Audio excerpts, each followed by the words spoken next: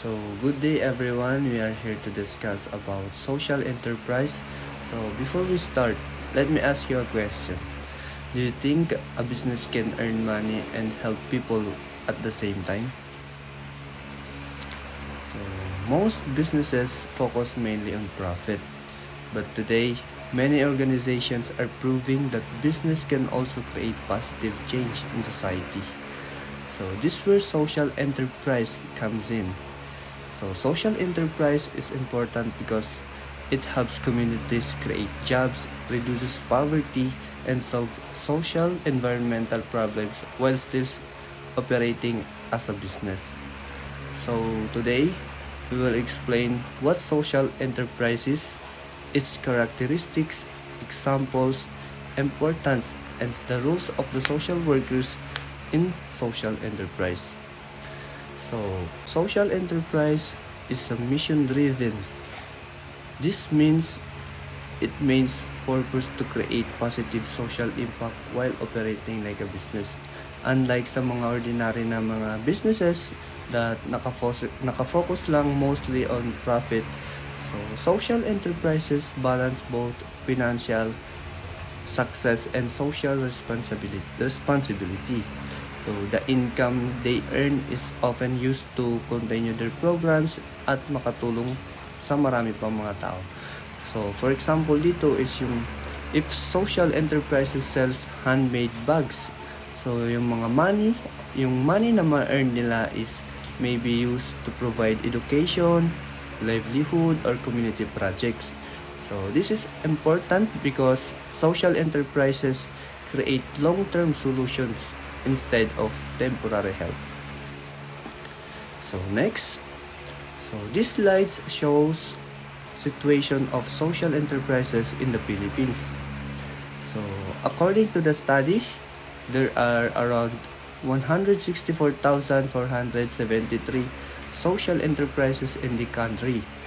Most of these are MSMEs, cooperatives, and NGOs that helps communities through sustainable business activities. So, ang meaning nito is many organizations in the Philippines are already helping society while also operating as businesses. So, for examples, some of organization na tumutulong sa mga farmers para ibenta yung kanilang mga products fairly. While other provide jobs to marginalized groups. So, yun. So, this also shows that social enterprises contribute not only communities but also the community economy. So, next slide na tayo. So, this slide discusses the characteristics of social enterprises. So, first is social mission. Their main goals is to solve social or environmental problems such as poverty, unemployment, and pollution. So second is income generation. So second is income generation. So they earn money by selling products or services just like ordinary businesses. So third is community impact. Isa rin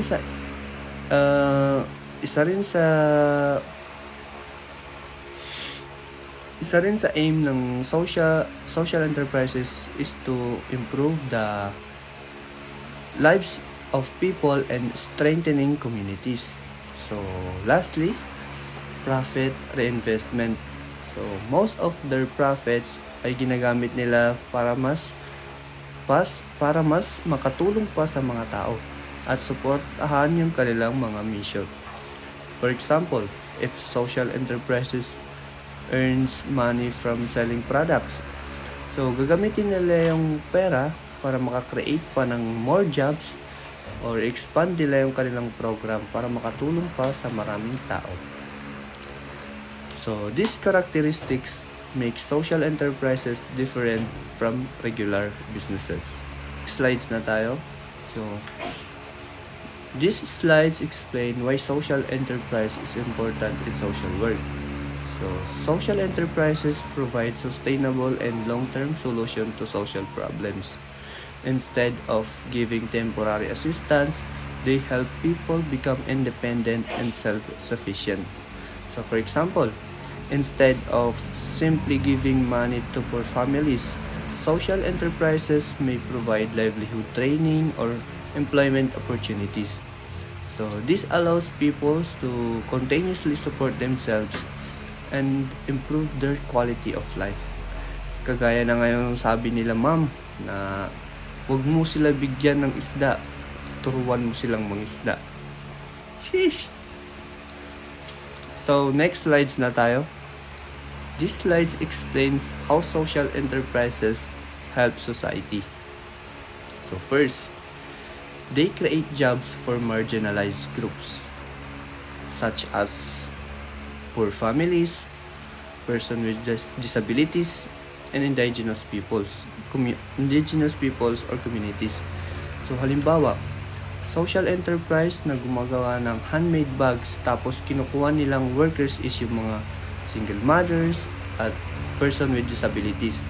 So dahil dito nagkakaroon sila ng trabaho at paraan para makasuporta sa kanilang pamilya.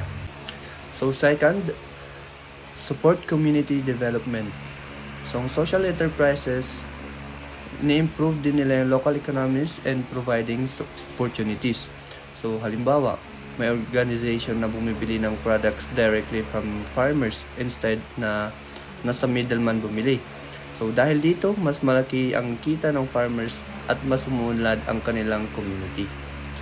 So third, they help reduce poverty and inequality because people are given jobs and income opportunities.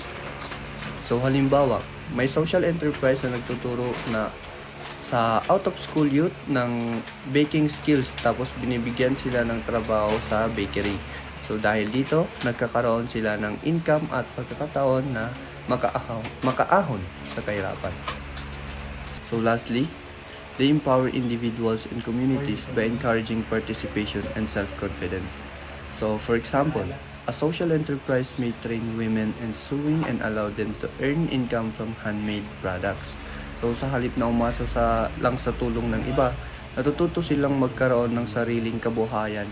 So dahil dito, hindi lang sila financially situation nila ang gumaganda, kundi pati na rin yung confidence nila at self-esteem nila. So now, let's proceed to the examples of social enterprise activities. So, ang number one is community livelihood project. So, when we say community livelihood project it is talk about the project po ng isang agency or isang organization na ang nakikinabang po is yung mga unemployed po na mga tao or yung mga hindi busy mga tao. Goal po ng community livelihood project na to is para matulungan na rin po sila sa pang-araw-araw nila. Like for example, yung sa paggawa ng banana chips, pwede nila yun ibenta. So, pwede sila mag-online ng banana chips, pwede nilang i-display. So, ang gagawin ng agency is magpapa-livelihood training sila on how to make that banana chips. Number 2 is fair trade business. Dito sa fair trade business is ito na yung pagbebenta ng product. Like for example, yung mga farmer, binibenta nila yung product nila ng mas murang halaga or hindi masyado tinutubuan yung price. Ang importante is mapalabas yung product na yon para ang maisip ng mga buyer is that dito na lang ako kukuha para mas makales kami or para mas makamura kami. So, ang mangyayari is ikaw yung magiging supplier ng mga businessman na yon. So, ang dalawa lang yung kahihinatnan nun, magiging business to business kasi makikinabang sila sa iyo at makikipagkikinabangan mo din sila. Gets? The number 3 is cooperative business. Cooperative business is a organization or group of people na may isang interest lamang or may isang layunin. Like for example, sa cooperative ng mga farmers, ang layunin nila is para makahingi ng mga binhi, mga pataba para sa mga lupa nila para pag anihan na is healthy yung mga pananim nila or mabenta nila ng maayos yung pananim nila.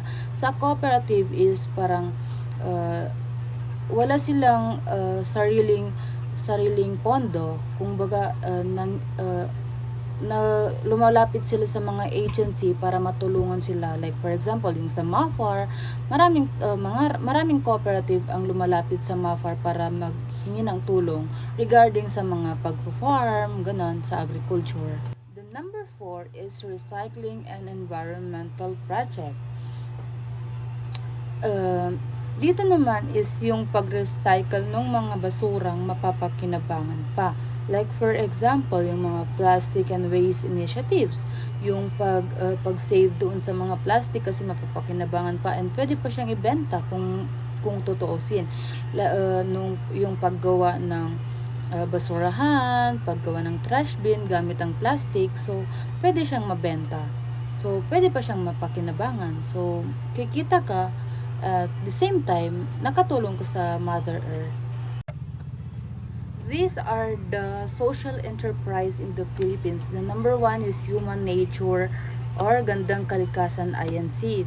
Ang Gandang Kalikasan INC is nagmamanufacture ng organic personal care, personal cosmetics, and home care products. Like for example, yung mga makeup natin na gawa sa natural, like wala masyadong chemical, less yung mga ingredients niya na from the other countries. Kumbaga, from Philippines lang talaga siya. Wala siyang, hindi siya connected sa ibang product. Wala siyang halong chemical. Kumbaga, environmental sustainability. Kumbaga, natural siya.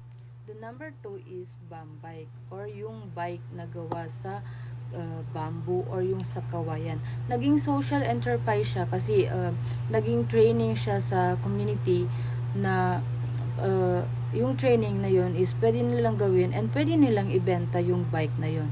So, yung bike na yun is useful talaga siya kasi matibay talaga siya and kahit i-bike mo siya sa rough road is hindi talaga siya basta-basta nasisira. So, these are providing livelihood opportunities para sa mga tao doon sa community na yan. The number 3 is Coffee for Peace. It is an organization in Mindanao that uses coffee farming to promote peace building. Kasi ang origin nito is nag-start siya noong 2006 wherein nagkaroon ng conflict yung migrant and also the Bangsamoro farmers na kaya hindi ko sure kung ano yung dahilan pero parang isa sa nag-solve doon sa conflict na yun is that farming coffee. Masyado siyang malayo from the masyado siyang malayo or unimaginable siya kung paano naging way ang coffee kung bakit na-solve yung problem na yun. Basta Coffee for Peace ang gipangalan doon kasi yun yung nagpa-solve ng conflict na yun. I don't know how, pero yun talaga yun.